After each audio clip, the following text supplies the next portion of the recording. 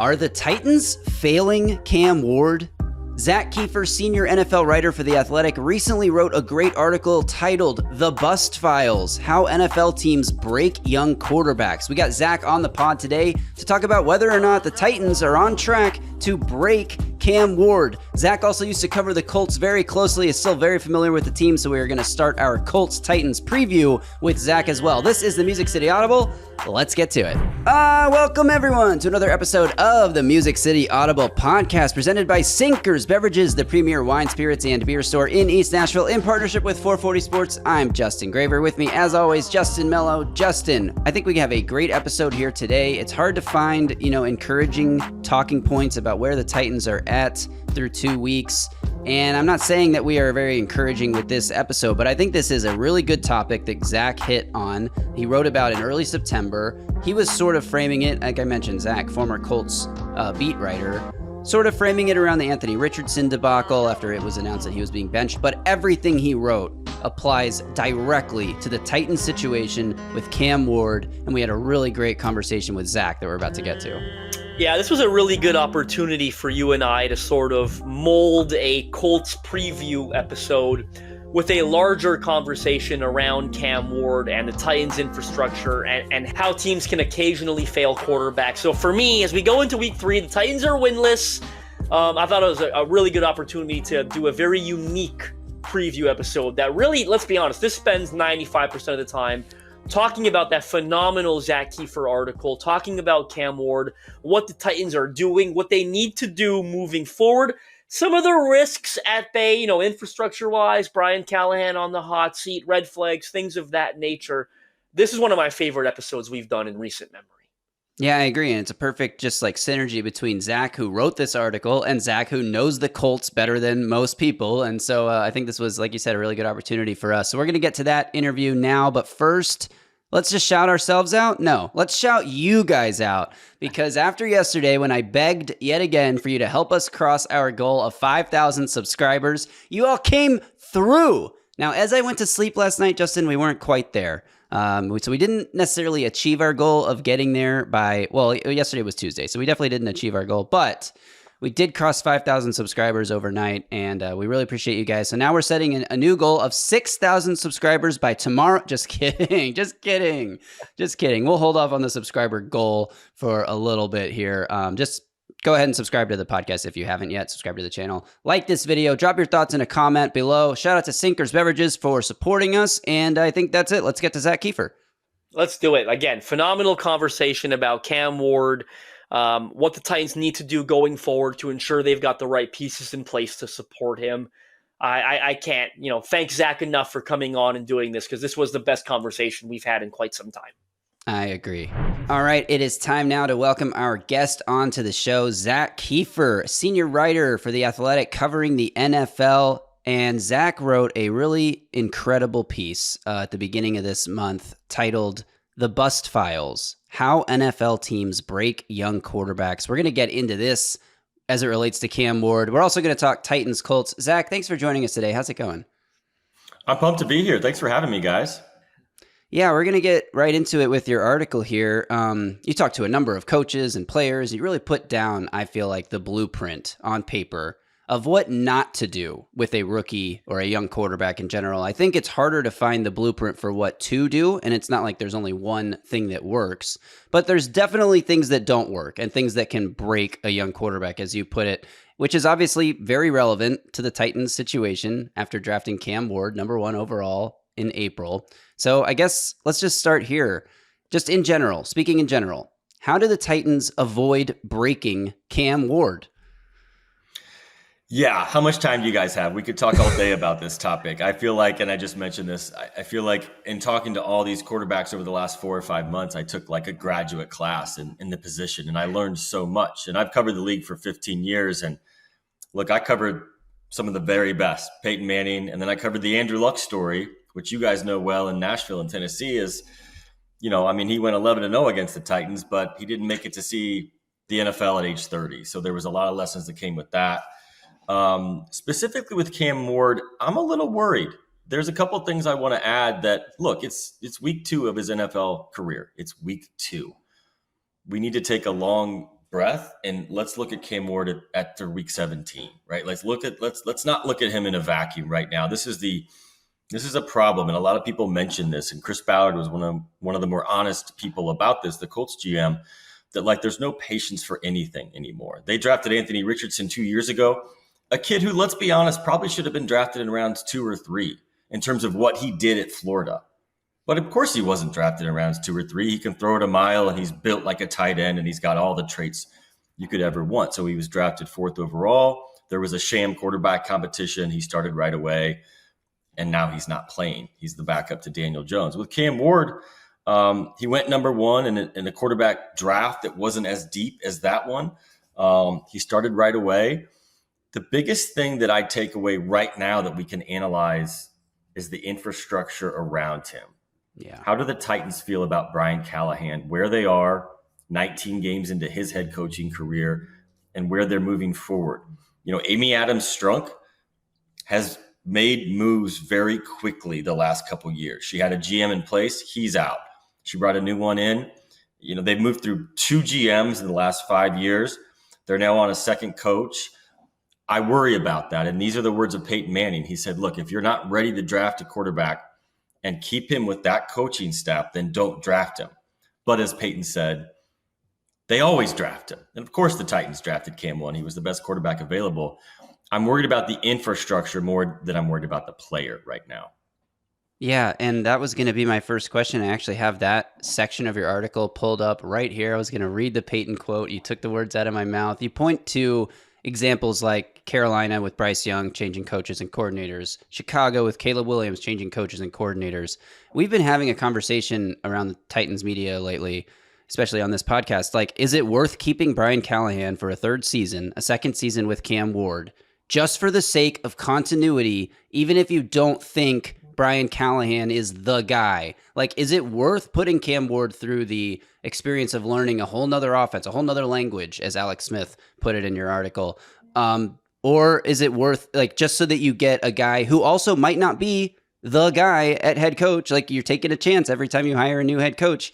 Do you think that there's a value to just keeping Brian Callahan for the sake of continuity? I think so. I really do. And I know that's probably not the most popular thing Titans fans want to hear, but hear me out. If you know he's not the guy, and I'm going to go back to Chicago last year, like they knew Matt Eberflus was not the guy that was going to be with Caleb Williams for the next 24 months / 5 years, that you know he's out. Now, if you don't know, I mean, Brian Callahan has a pretty good resume. He helped Joe Burrow become Joe Burrow, right? That matters. He's an offensive guy. I don't understand why teams with defensive head coaches take number 1 quarterbacks overall. That just defies logic from everything I wrote about. But I think if you're playing the long game, you can eat 2 bad seasons if it helps your quarterback develop. You don't want Cam Ward learning a new language next year. You want him to get the chance to develop and have a quieter offseason that he had previously, simply because the draft infrastructure is crazy and there's so many things thrown at these guys. So I think if you're going to get a real evaluation of where a quarterback is going, whether the arrow is going up or down, you usually get it by Thanksgiving of their 2nd season. I think if you're the Titans right now, you want to do everything you possibly can to help this kid become the player you think he can be. And to do that, you need continuity around him, even if it means going with a coach you're not sure about, but also keep things stable around the young quarterback. See where he's at next year. Don't make any judgments this year, and add some weapons maybe in the offseason for him, and maybe get him some help on the offensive line too. Yeah. You know, Graver, the Titans are in such an interesting conundrum here because people like Amy Adams-Strunk has acted quickly in recent years, but for a while that wasn't the case, right? Like she had John Robinson and Mike Vrabel in place for a long time. When that situation, and I always say jokingly, the worst thing that ever happened to the Titans was John Robinson forgetting how to draft, because that forced her to kind of pull the plug on him. But then they cycle through Rand Carthon really quickly.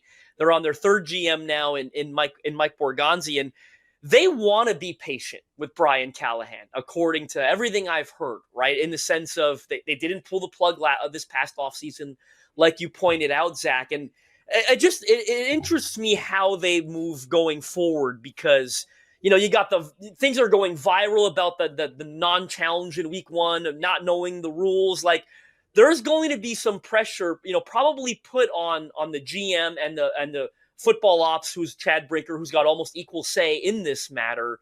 And, when things go viral like that, it's not good, right? And people are questioning the play calling. And do we think she can resist the temptation in recent? And Cam Ward likes him, by all account. I mean, I know, public facing, they're going to say that. But Cam Ward likes the offense. He looks really comfortable in it 2 weeks in, I would argue. Titans haven't been great, but he's looked fairly good, all things considered. It'd be really interesting to see if they're able to resist temptation. And Zach, it sounds like you think that's the way forward for them going into next offseason. Here's the thing. It's easy to preach patience. It's really easy to say it in April and May and June and July and August. We're going to be patient. It's really freaking hard to do it when the league smacks you in the face, which it has done the last 2 weeks to the Titans, which it has done to so many rookie quarterbacks in their career. And I'm based in Indy, and I covered Andrew Luck's run and the carousel of quarterbacks that followed. And I had a lot of conversations with Ballard over the years about it's not just drafting a guy, it's what you do after he's in the building. And the Colts royally screwed this up. They talked about how patient they needed to be with this kid who only started 13 games in college.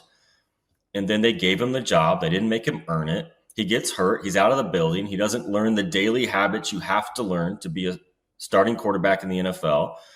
And so they preached patience, and then they didn't practice patience. So to get back to your earlier point, yeah, it's really easy to say it after the draft. They're like, this kid's going to take time. And Cam Ward was more polished than Anthony Richardson, obviously. And he's certainly had moments his first couple of weeks that make you go, that's why that dude's number one.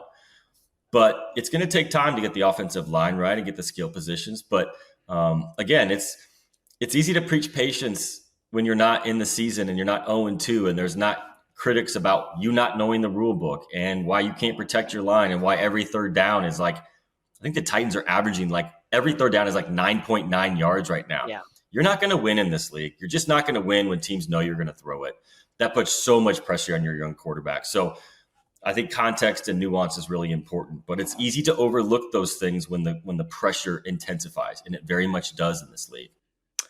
I want to talk a little about the support structure as well, Zach, because you talk about that a lot in the article and the phenomenal article. And one of the issues is the value of a veteran backup quarterback. I think a lot of fans tend to overlook that, right?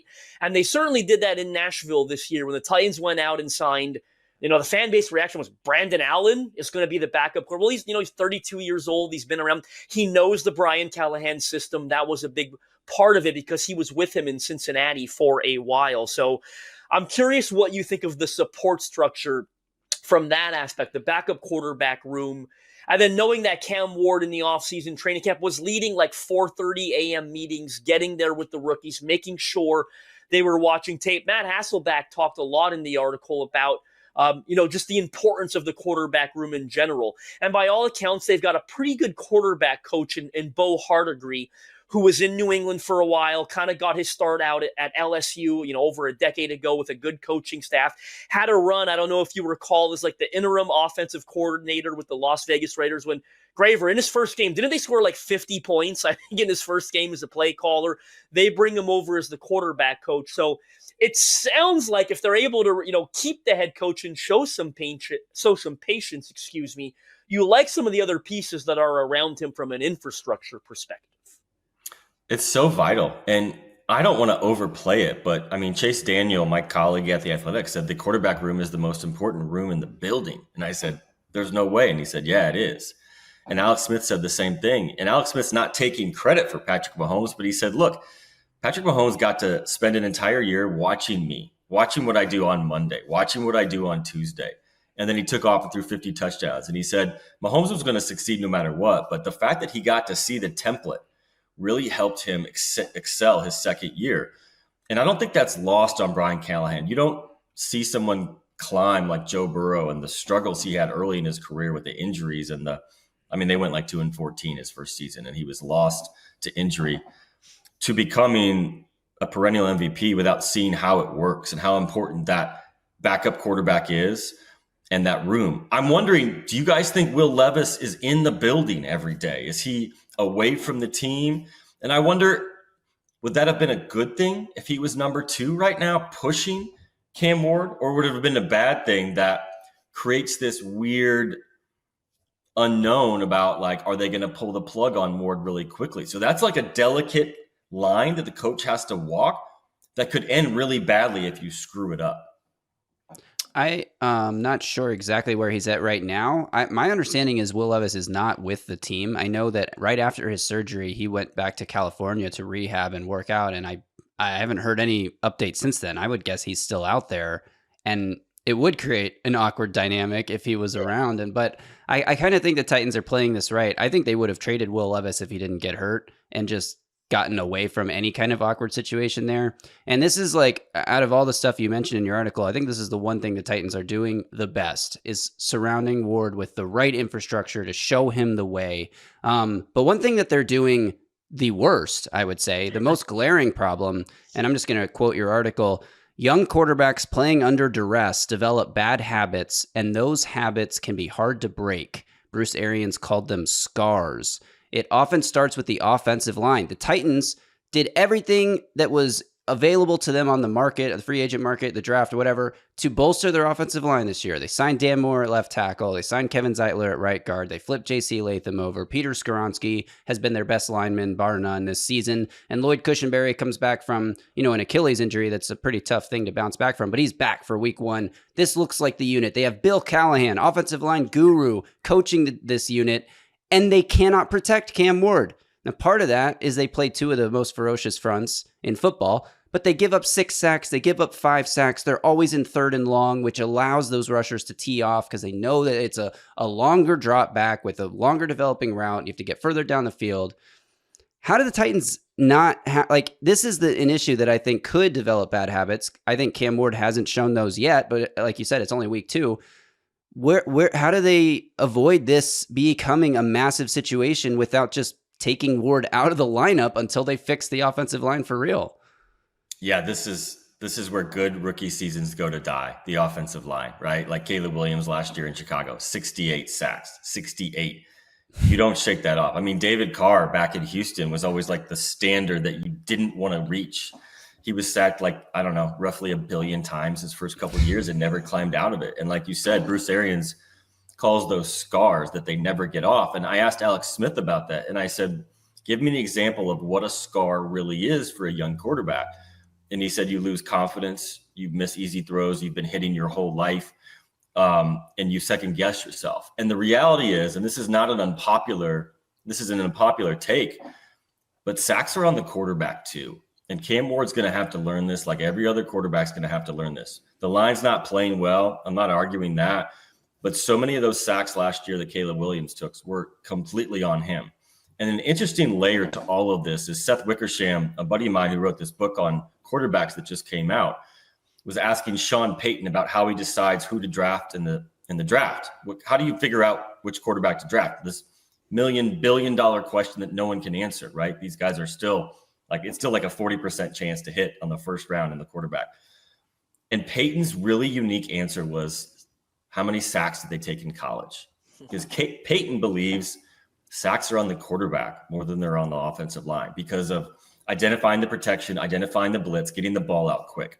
The best quarterbacks will get those balls out quick and they will make quick decisions. That's the hardest thing a lot of these quarterbacks have to learn. Cam Ward's going to have to learn that too. So both things can be true at the same time. The offensive line can be struggling, even with Bill Callahan running the unit, but also the quarterback's going to need to learn that the sandlot type play that he would get away with at Miami simply because he was better than everyone on the field, no different than Caleb Williams at USC.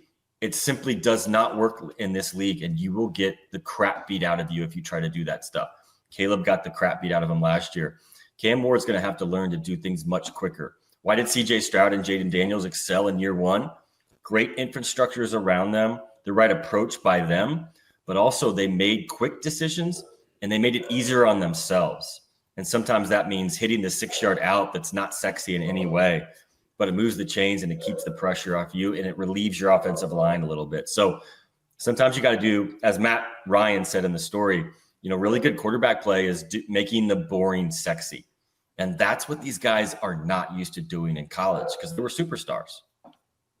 Yeah, there's no doubt about that. And Cam Ward, I mean, Brian Callahan, I think, called him a big play hunter the other day, and he's definitely got to do a bit of a better job getting that ball out. And the offensive line's got to be better too. And we've got confidence that it will be, I think, as Lloyd Cushenberry gets his feet under him and they're not playing the Broncos. It'll be interesting to see against the Colts this weekend, who I believe only have 3 sacks through 2 games. So that'll be one worth monitoring. But Zach, I'm curious generally, you've seen some Cam Ward through 2 weeks. What has been your general? Everyone saw the viral first career touchdown pass. I don't know that it gets much better than that for a first career touchdown pass. What has been your general assessment of his play through 2 weeks?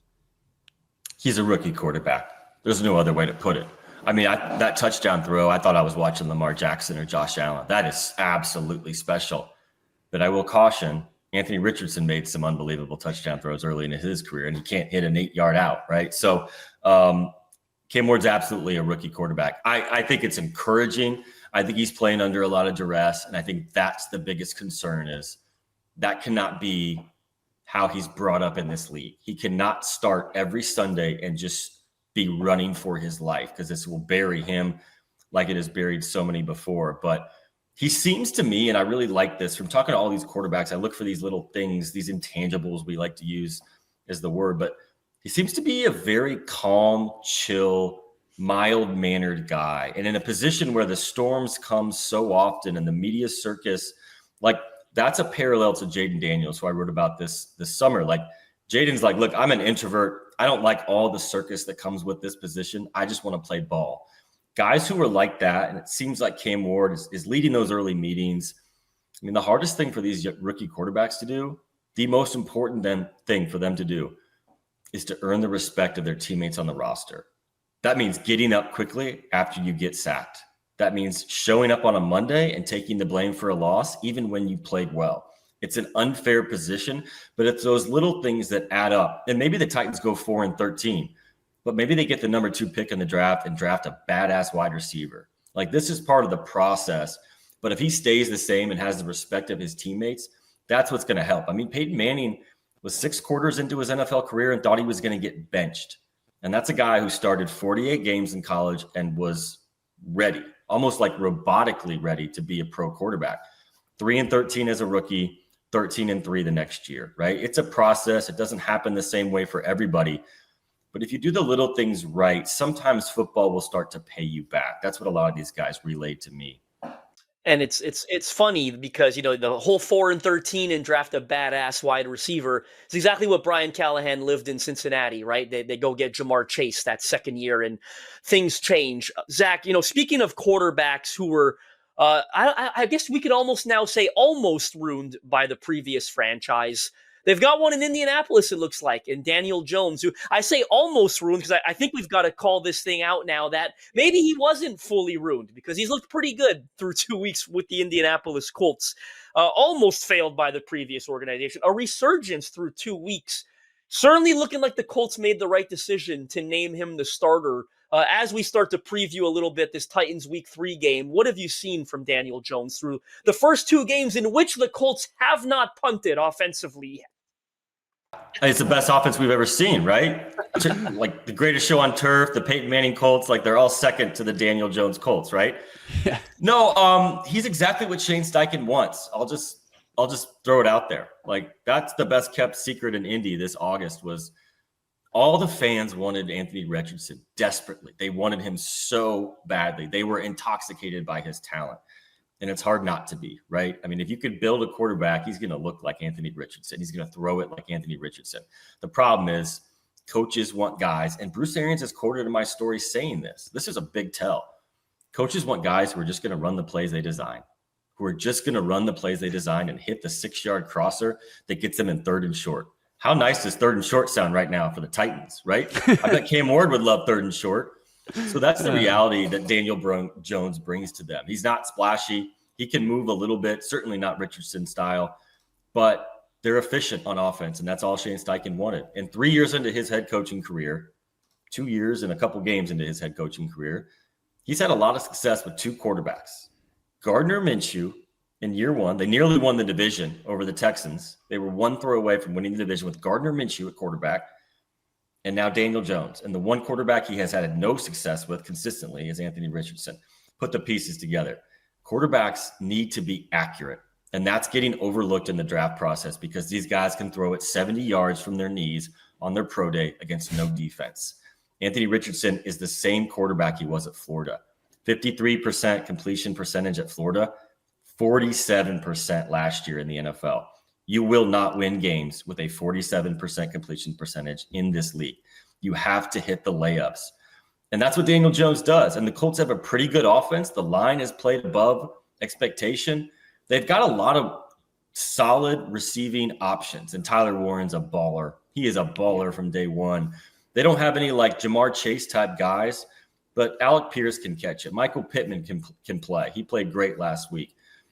They've just got a bunch of solid options. And I think they think if the quarterback's not going to screw it up, they can hang with a lot of teams. There's certainly a ceiling. They're not in the class of, I was going to say Kansas City, but that's a different conversation. The Buffaloes and the Baltimores and the best teams in the AFC. But in Indy right now, job number one is win the freaking division for the first time in forever. And they are well positioned to do so after 2 weeks, sitting alone at the top of the division at 2-0. I want to ask about the Titans defense going up against this Colts offense, because not only is Daniel Jones playing well, the Colts are able to run the ball. And Jonathan Taylor currently leads the NFL in rushing through 2 weeks. The Titans defense, meanwhile, has given up the 4th most rushing yards through 2 weeks. Seems like a bad matchup on paper for the Titans, who may or may not be without T'Vondre Sweat. We're not sure what his status is going to be. We'll get the injury report later today and see if there's a chance he comes back. But is there anything the Titans defense can do to limit this run game? And could that, if you limit the run game, potentially put Daniel Jones in more difficult situations? The 3rd and 9s we're talking about for the Titans. What can the Titans do to have a chance to win this game?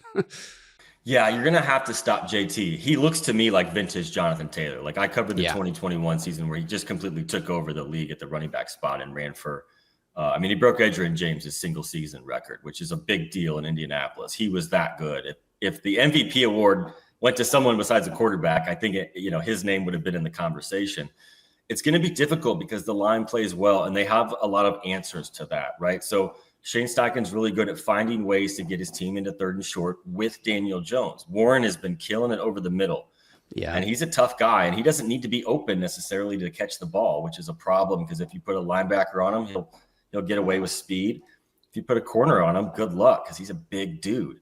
So that's the problem. And again, the Colts haven't punted. They've had answers to every part of the equation the first 2 weeks. The NFL put a highlight video of Rigoberto Sanchez yesterday, his 2025 highlights, and it's just him holding every kick. Like it's hilarious. Like the guy's a punter and he hasn't had to work for 2 weeks. So it's interesting. But again, they just went up with a really good defense. You guys know this, how good Denver's defense is. They're really good. And the Colts certainly got lucky at the end with the leverage penalty. But to hang 30 points on Sean Payton's defense is really impressive. And that checked a box in my mind about what the Colts can do this season offensively. So the Titans are going to have their hands full because the Colts have a lot of different answers. And they have a quarterback who is not going to try and take over the game. He's just going to try and distribute. And that puts a lot of stress on your defensive unit. Yeah.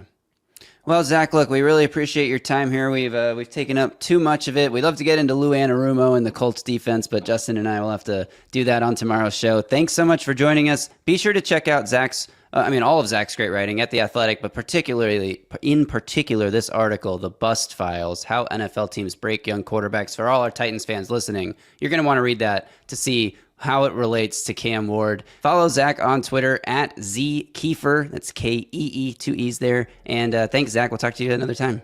Awesome. Thanks so much, guys. Have a good one.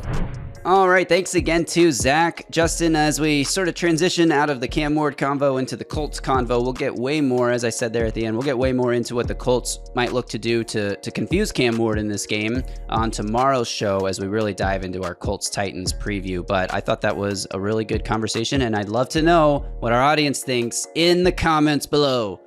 Leave a comment, subscribe. We'll set a new subscribers goal eventually. For now, we're celebrating 5,000. Thank you all for your continued support. As Graver said, we'll be back tomorrow for a more traditional Titans-Colts preview. I've got some hot takes, some things I really need to get off my chest, things I feel passionate about, not hot takes for the sake of hot takes. I think a lot of you are overreacting to something surrounding the team right now. I'm going to get it off my chest on tomorrow's episode.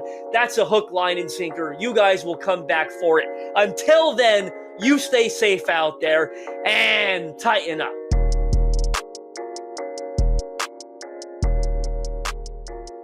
A Broadway sports media production.